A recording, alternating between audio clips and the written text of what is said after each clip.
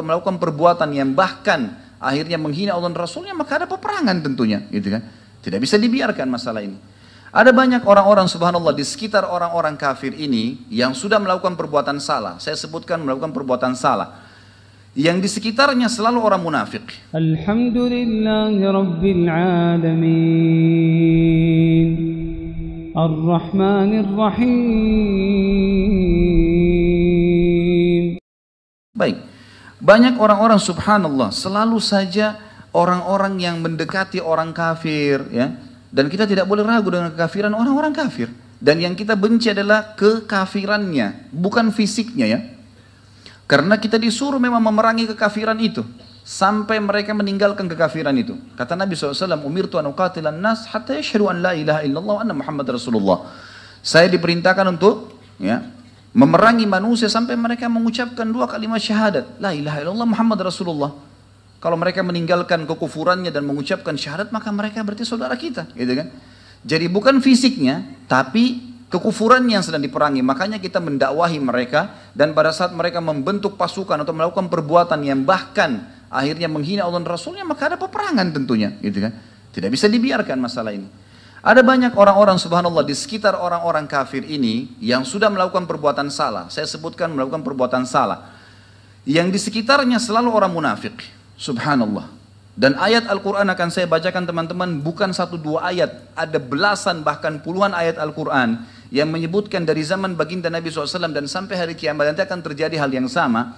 Kalau orang-orang munafik ini selalu ada di sekitarnya, membelahnya. Di antara perkataan dikatakan, itu kan cuma kata-kata, hanya diucapkan kata-kata. Teman-teman sekalian, wallahi, demi Allah, dengan satu kata pun kita bisa masuk surga dan bisa dengan satu kata kita masuk neraka. Bukankah seseorang kalau ucapkan syahadat dengan kata-kata semenit kemudian dia mati masuk surga? Bukankah seseorang kalau mengatakan saya murtad, na'udzubillah dari Islam, satu kata lalu dia mati, dia masuk neraka? Gak bisa orang olok-olok kata-kata itu. Jadi bukan hanya sekedar kata-kata, gitu kan? Orang muslim kalau mengolok-olok ayat Al-Quran, wajib dihukum, gitu kan? Karena mengolok-olok ayat Al-Quran. Apalagi kalau orang kafir. Ini nggak bisa ada toleransi masalah ini. Lalu subhanallah muncullah orang-orang yang Allah subhanahu wa ta'ala, kalau saya melihat kejadian ini adalah Allah ingin membuktikan, membuka kepada kita kaum muslimin di Indonesia, bagaimana sebenarnya umat Islam untuk bisa bersatu, siapa di antara kalian yang orang-orang munafik, siapa di antara kalian yang benarnya orang-orang kafir, gitu kan. Jelas semuanya gitu kok. Dan ingat, kita bukan membenci fisik, sekali lagi saya bilang, tapi kita membenci perilaku-perilaku yang salah, gitu kan. Kenapa harus membawa nama ayat Al-Quran? Kenapa harus membawa nama agama? Gitu kan? Kenapa kalau mau menjabat jadi gubernur, menjabat sajalah, gitu kan? Cari jalan. Kenapa harus mengatakan umat Islam dibohongi dengan ayat Al-Quran? Sama teman-teman sekalian kejadiannya. Kalau saya mengatakan jangan makan babi karena surah Al-Maidah ayat 3 mengharamkan babi. Ada penjual babi mengatakan Khalid Basalamah itu membohong-bohongi kalian, jangan didengar. Hah? Itu ayat Al-Maidah ayat 3 itu jangan didengar, itu dibohongin. Hah? Sama saja. Al-Maidah ayat 90 menjelaskan masalah pengharaman khamar misalnya, gitu kan? Baik saya bilang nggak boleh minum khamar, Allah melarangnya. Lalu penjual-penjual khamar itu pada berkata, itu dibohongin tuh dengan ayat Al-Quran. Al-Maidah 90. Hah? Bobotnya kalimat ini berat sekali. Ini kalau di zaman Nabi SAW, apalagi ada Umar bin Khattab, sudah melayang semua lehernya ini. Hah? Hah? Loh iya. Ini orang-orang seperti ini sudah tidak bisa ngomong. Pernah ada orang munafik datang di zaman Nabi, di zaman Umar, di zaman Nabi SAW. Munafik ini sama orang kafir, sama orang Yahudi dua-duanya. Datang si munafik ini ngaku muslim, tapi Nabi SAW tahu orang ini munafik. Dia datang pernah utang sama seorang Yahudi, kemudian dia tidak mau bayar. Tiba-tiba tidak mau bayar. Lalu kemudian si Yahudi ini mengatakan, saya akan keluhkan kamu kepada pimpinan kamu kaum muslimin. Dia bilang, halus saja. Nggak masalah, gitu kan? Memang orang munafik, tidak sama orang kafir, tidak sama orang beriman. Allah mengatakan dalam surah An-Nisa, mudabdabina baina dzalik.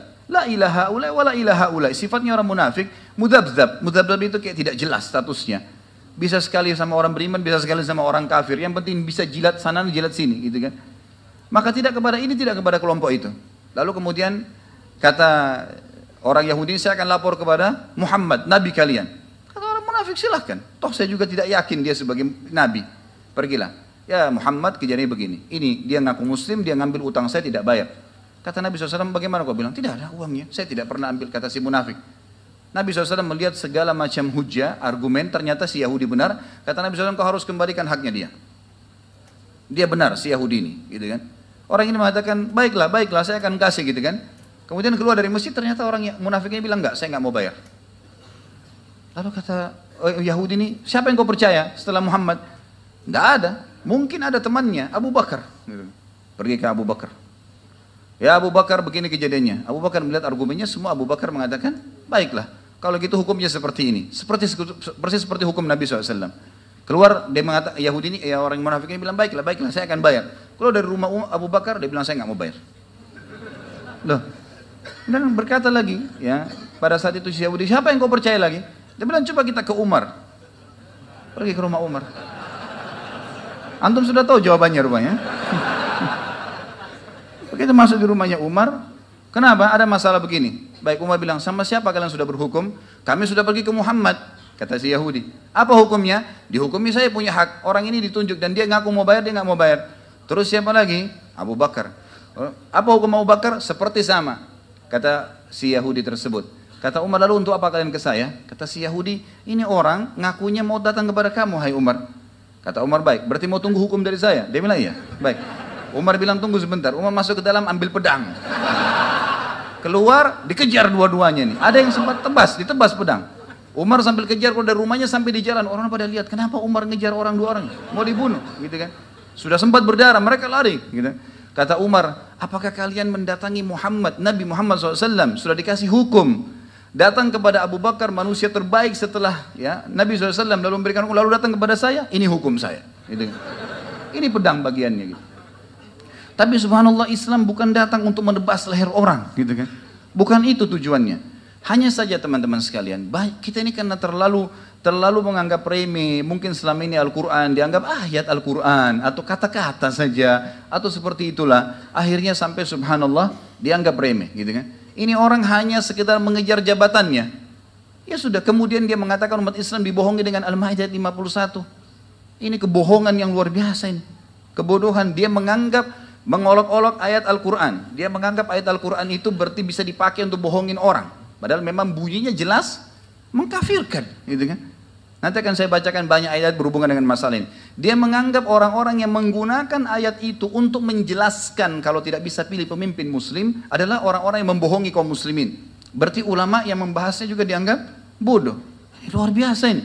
Sudah ayat Al-Quran diolok-olok Allah dan Rasulullah. Ingat ya, hukum dalam Islam, kalau ada orang mengolok-olok ayat Al-Quran ditebas, emang hukumnya dipenggal lehernya, gitu kan. Kisos itu dalam Islam.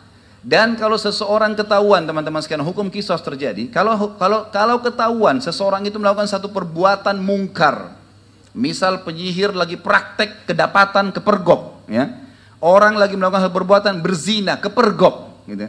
Apa saja perbuatan pelanggaran, gitu ya. Kalau dia melakukan, kemudian kepergok, dia melakukannya, ketahuan, kedapat, kamera kah, perkataan kah, apalah, ada buktinya, maka hukumnya walaupun dia taubat, dihukum. Gak bisa enggak. Gitu kan. Ini orang berzina nih, kepergok, lalu kemudian sementara di penjara, proses nunggu dia dirajam atau dihukum, kemudian dia bertaubat. Apa hukumnya? Walaupun dia taubat teman-teman, tetap harus dihukum, karena kepergok.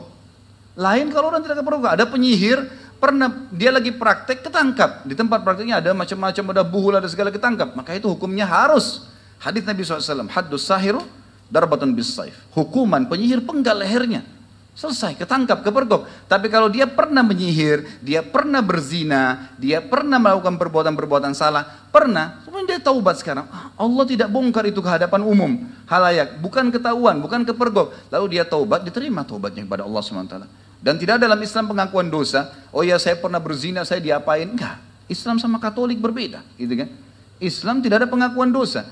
Sudah bertobat ya sudah, silahkan taubat dan tidak dihukum lagi dengan perbuatannya yang telah berlalu. Tapi kalau kepergok nggak bisa. Orang ini kepergok mengucapkan kalimat di depan muslimin. Bagaimana caranya, gitu kan? Sesuatu yang tidak mungkin bisa dengan oh sudah minta maaf gampang, maaf ya saya tidak bermaksud. Enak benar, hah? Saya tidak bermaksud bagaimana, gitu kan? Ini sesuatu yang tidak mungkin. Hukuman tentu kita serahkan kepada pemerintah kita. Dalam arti kata hukuman ini hukum mestinya. Tidak bisa dia ngucapin maaf selesai, gitu kan? Dia sudah tidak boleh muslim ikut dalam pemilihan, dia sudah tidak boleh dalam jabatannya, apalagi memang di tengah-tengah kaum muslimin. Tidak boleh orang Islam dipimpin oleh orang muslim di daerah kita mayoritas, mustahil. Banyak ayat-ayat Al-Quran berbicara masalah itu. Kalau ada orang-orang munafik di sekitarnya, muncul orang-orang munafik, subhanallah kelihatan hidung-hidungnya. Mulai muncul sekarang. Oh, Islam itu hanya sebuah histori. Saya baca sebuah sejarah. Ini orang mestinya keluar dari Islam. Hah? Tak usah jadi muslim. Tinggal di sana, tinggal di sini. Ini ayat Al-Quran, ngolok-ngolok hadis-hadis Nabi SAW. Lalu terakhir pendapatnya apa? Saya tidak mengolok-olok Al-Quran dan hadis. Terus apa tadi yang kamu bilang itu? Hah? Tidak olok-olok seperti apa? Gitu. Dianggap Islam sudah tidak relevan lagi dengan waktu, dengan zaman. Gitu kan? Kemudian dibahaslah masalah menerima maaf. Menerima maaf oke saja. Kita terima maaf, tapi hukum diterapkan. Nggak ada ceritanya itu. Ya. Nggak bisa main-main dengan masalah begini, karena kalau tidak akan ke depannya terus-menerus akan terjadi seperti ini. Dan subhanallah, saya tidak melihat kecuali ini adalah kebaikan bagi kaum muslimin. Karena umat Islam justru disatukan oleh Allah yang Maha Tinggi dan Mulia di Indonesia dengan perkataan orang ini. Gitu. Allah subhanahu wa ta'ala malah menyatukan muslimin, menyadari tentang pentingnya masalah agama mereka.